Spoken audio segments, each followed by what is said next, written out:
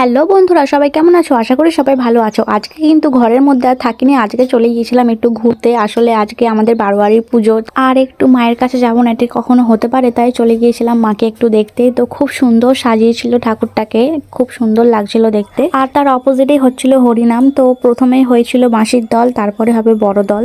তো সব ছোট ছোট ছেলে মেয়েরা রাধা কৃষ্ণ সেজে নাচ করে, এইগুলো কিন্তু আমাদের বাপের বাড়িতে আমি দেখিনি, তাই আমার কাছে খুব ইন্টারেস্টিং একটা ব্যাপার ছিল। তাই বহু মানুষ আসে কিন্তু এই বাঁশির দল শুনতে, বড় দল শুনতে, অনেক দূর দূর থেকে মানুষ আসে। আমরা কিন্তু বেশিক্ষণ থাকিনি, আমরা গিয়েছিলাম এবং আধ ঘন্টার মতো থেকে ঠাকুর দর্শন করে এবং চারপাশটা ঘুরে ঘাড়ে কিছু খাওয়া দাওয়া করেই বাড়ি চলে এসেছিলাম। বাড়ি আসার পথে দেখলাম ফুচকাওয়ালা রাস্তায় দাঁড়িয়ে নেই, তাই অনেক কষ্ট পেয়েছিলাম। ভেবেছিলাম যে একটু বাইরে বেরিয়েছি, ফুচকা টুচকা খাবো, কারণ সাধারণত ঘর থেকে আমি ফুচকা সেরকম খেতে পারি না, কোথাও বাইরে গেলেই আমি খেতে পারি, তাই খুব মন খারাপ হয়েছিল আর লেস কিনে বাড়ি চলে